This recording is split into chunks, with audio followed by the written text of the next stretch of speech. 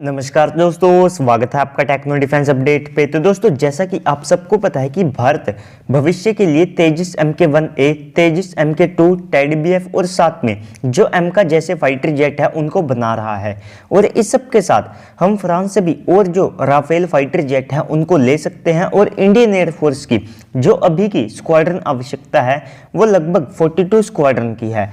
तो भारत के जो स्वदेशी फाइटर जेट आने वाले समय में इंडक्ट होंगे तो उनके साथ एक टाइम पर भारत की जो स्क्वाड्रन है वो ऑलमोस्ट 80% स्वदेशी हो जाएगी और जो 20% बचेंगे वो केवल राफेल फाइटर जेट होंगे जो कि विदेशी होंगे, क्योंकि वे एकदम से नए हैं, उनको हम इतनी जल्दी जो है अपने बेड़े से नहीं निकाल सकते हैं। और इसके बाद हम लगभग 300 से ज़्यादा जो फाइटर जेट है उनको भी रिटायर करने वाले हैं। तो इस वीडियो में हम बात करेंगे कि हम कौन कौन से फाइटर जेट को कितनी संख्या में आने वाले समय में इंडक्ट करेंगे, क्या क्या इंडियन एयरफोर्स के जो प्लान है वे सामने हैं। तो चलिए दोस्तों, अपने वीडियो को शुरू कर लेते हैं। तो सबसे पहले आ जाता है तेजस MK1A फाइटर जेट। तो देखिए दोस्तों, 2021 की जो शुरुआत थी तो उस समय भारत ने अपने इतिहास की सबसे बड़ी स्वदेशी डील की थी, जो कि लगभग 48,000 करोड़ यानी कि 6.2 बिलियन US डॉलर की थी।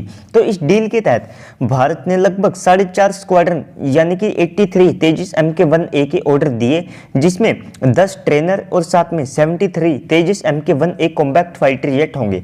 तो HAL की हवा टाइट करने के लिए सरकार ने यहाँ पर हर एक फाइटर जेट की जो डिलीवरी है, अगर उसके ऊपर यहाँ पर देरी होती है तो उनको पेनल्टी देनी होगी और हर एक तेजस के ऊपर उनको ये पेनल्टी देनी पड़ेगी। इसके बाद अगर हम बात करें इसकी थोड़ी सी खूबियों की, तो इसमें अस्त्रा MK1 मिसाइल, पाइथन और साथ में जो डर्बी जैसी मिसाइलें हैं वे इसमें होगी। 150 किलोमीटर की रेंज से ज्यादा जो उत्तम AESA रडार है वो इसमें होगा। एडवांस सेल्फ प्रोटेक्शन जैमर के साथ जो dual rack close combat missile pylon है वे भी इसमें होंगे। और 2026 से लेकर के 2027 तक भारत के पास 4 प्रोडक्शन लाइन हो सकती है, जिसमें से 2 तो नासिक और साथ में बेंगलुरु में होगी और एक प्रोडक्शन लाइन को और सेटअप किया जाएगा। और इस सब के बाद एक सेपरेट जो प्रोडक्शन लाइन है वो एमका के लिए यहाँ पर होगी।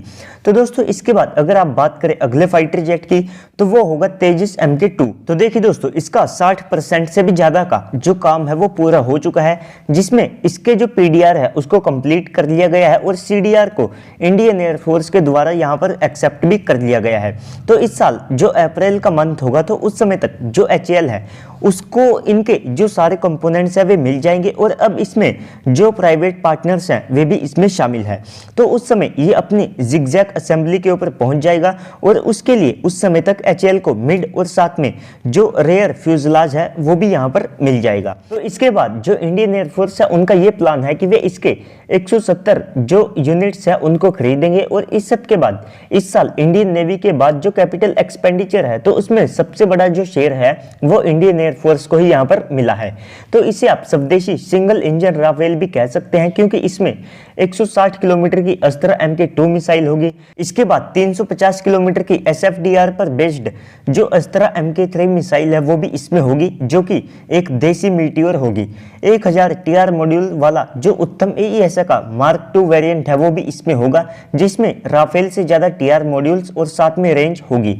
और इस सब के बाद ये लगभग 7500 किलोग्राम तक का जो पेलोड है उसे अपने साथ ले जाने में सक्षम होगा।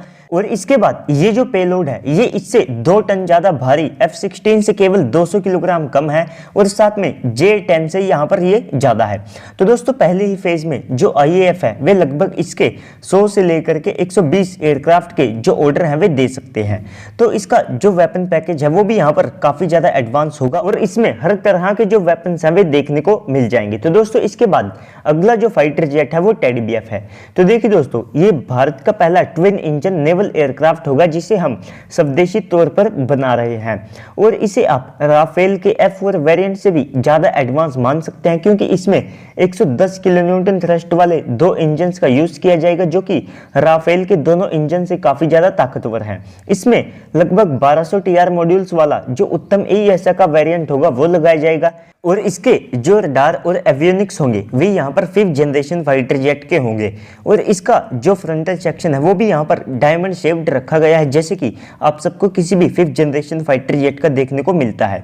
तो इसे स्की जंप और साथ में जो कैटोबार एयरक्राफ्ट कैरियर है दोनों से ऑपरेट किया जा सकता होगा। और इसके ऊपर जो रडार एब्जॉर्बिंग मटेरियल्स है उनका भी इस्तेमाल किया जाएगा। और साथ में इसमें जो इंडिजीनियस कंपोनेंट्स है उनकी जो मात्रा है वो ऑलमोस्ट 90% से ज़्यादा होगी, क्योंकि इसकी ऑपरेशनल स्क्वाड्रन में जो रडार एवियोनिक्स वेपन पैकेज और साथ में जो इंजन्स है सब कुछ यहाँ पर स्वदेशी होगा। तो पहला जो फाइटर जेट है उसका रोल आउट यहाँ पर 2025 में होगा और 2026 में उसकी जो फर्स्ट फ्लाइट है वो यहाँ पर कंडक्ट की जाएगी।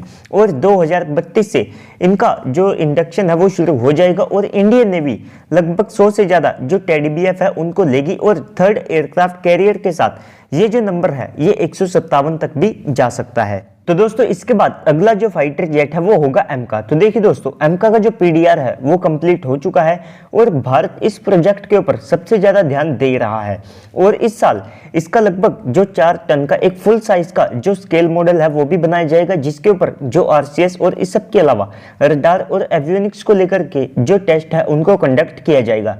तो इस स्केल मॉडल को इस साल अगस्त में यहाँ पर तैयार कर लिया जाएगा और इसके लगभग जो 5 प्रोटोटाइप है वे तैयार करने का प्लान है, जिनके लिए काफी सारे जो कंपोनेंट्स हैं वे यहाँ पर तैयार भी हो गए हैं। तो इसका जो प्रोडक्शन है वो एक प्राइवेट कंपनी के साथ मिलकर के किया जाएगा और जो एक नई प्रोडक्शन लाइन है उसको भी यहाँ पर सेटअप किया जाएगा। तो दोस्तों Tata defence, VEM technology, Kalyani group जैसी जो प्राइवेट फर्म्स है वे इसके प्रोडक्शन के लिए सामने हैं और इंडियन एयरफोर्स लगभग 125 जो एमका है उनको लेने वाली है, जिसमें इसके MK2 वेरिएंट भी होंगे, जिसमें स्वदेशी 110 किलोन्यूटन थ्रस्ट वाले जो इंजन्स है उनका इस्तेमाल किया जाएगा। और इसमें स्वार्म ड्रोन और साथ में जो डेव्स जैसे नेक्स्ट जनरेशन की जो खूबियां हैं वो भी आप सबको देखने को मिलेगी। और इस सब के अलावा पहले भी काफी बार यहाँ पर रिपोर्ट किया जा चुका है कि ये एक ऐसा फाइटर जेट है जिसके आने वाले समय में जो नंबर हैं वे केवल बढ़ने ही वाले हैं और ये लगभग 150 को भी क्रॉस कर सकते हैं। और इस सब के अलावा आने वाले समय में अगर इंडियन एयरफोर्स की जो स्क्वाड्रन की आवश्यकता है अगर वो बढ़ती है तो वहां पर भी जो एमका फाइटर जेट है उसके जो वेरिएंट है वे यहाँ पर लिए जा सकते हैं। तो दोस्तों इस सब के बाद अगला जो फाइटर जेट है वो हो सकता है कि ओरका हो। तो देखिए दोस्तों जब टेडीबीएफ सामने आया था तो उस समय उसका एक और वेरिएंट यहाँ पर बनाने का प्लान था जो कि आईएएफ के लिए यहाँ पर होने वाला था। और इस सब के अलावा ये टेडीबीएफ के 26 टन वेट के बजाय लगभग 25 टन का होता, यानी कि आईएएफ के वेरिएंट के हिसाब से ये एकदम सही होता। और इस सब के बाद कुछ दिन पहले रिपोर्ट सामने निकल करके आई थी, उसके ऊपर मैंने वीडियो में भी आप सबको बताया था कि जो इंडियन एयरफोर्स है वो आने वाले समय में जो ओरका है उसको यहाँ पर बनवा सकती है, जिसके वे 80 से लेकर के जो 100 यूनिट्स है उनको खरीद सकते हैं, क्योंकि उनको मीडियम वेट कैटेगरी में जो ट्विन इंजन फाइटर जेट है उनको एक बड़े नंबर में आवश्यकता पड़ेगी, क्योंकि इंडियन एयरफोर्स लगभग 65 से ज्यादा मिग-29 यूपीजी, 80 से ज्यादा जो जैगवार फाइटर जेट और 2040 के बाद जो SU-30 MKI है उनको भी यहाँ पर रिटायर करना है। केवल लगभग यहाँ पर हो सकता है कि 100 जो SU-30 MKI का जो बैच है वो यहाँ पर रखा जाए। तो इतने फाइटर जेट के रिटायर होने के बाद यहाँ पर जो ओरका की आवश्यकता है वो पड़ सकती है और एक टाइम पर आकर जो ओरका है वो आईएएफ के अंदर यहाँ पर इंडक्ट भी हो सकता है। तो इसके बाद अगला जो फाइटर जेट होगा वो होगा राफेल फाइटर जेट। तो देखिए दोस्तों जो राफेल फाइटर जेट है वो पहले से हमारी सर्विस में यहाँ पर कमीशन है, लेकिन यहाँ पर और जो राफेल है उनको खरीदने का प्लान है। लेकिन यहाँ पर अब जो MMR से डील है वो और ज्यादा कॉम्प्लिकेटेड हो गई है, क्योंकि इंडोनेशिया ने 42 राफेल और साथ में जो यूएई है उन्होंने लगभग 80 जो राफेल फाइटर जेट है उनके यहाँ पर जो ऑर्डर है वे दे दिए हैं। तो इस सब के बाद जो भारत के और राफेल फाइटर जेट होंगे तो उनकी जो डिलीवरी है वो यहाँ पर काफी ज्यादा आगे चली गई है। तो यहाँ पर हो सकता है कि 114 या फिर 72 या फिर 36 के तौर पर जो फॉलो ऑन ऑर्डर है वे यहाँ पर दिए जाएं। तो इसके बाद जो MMR से डील है उसके ऊपर मैं एक और डिटेल्ड वीडियो बना दूंगा, जहां पर मैं आप सबको एक्सप्लेन कर दूंगा कि भारत अगर 114 फाइटर जेट खरीदता है तो हमें वे कब तक मिलेंगे और कब तक फायदा होगा। और साथ में क्योंकि हमारे आने वाले फाइटर जेट भी हैं जो कि स्वदेशी तौर पर हम बना रहे हैं, तो उनके ऊपर यहाँ पर क्या इफेक्ट पड़ सकता है। तो दोस्तों उम्मीद करता हूँ आपको वीडियो अच्छी लगी है। अगर आपको वीडियो अच्छी लगी है तो वीडियो को लाइक करके चैनल को सब्सक्राइब कर दीजिएगा ताकि आपको ऐसे ही वीडियोस मिलते रहे। तो चलिए दोस्तों आज की इस वीडियो में इतना ही, मिलते हैं अगली वीडियो में, तब तक के लिए गुड बाय, जय हिंद। जमा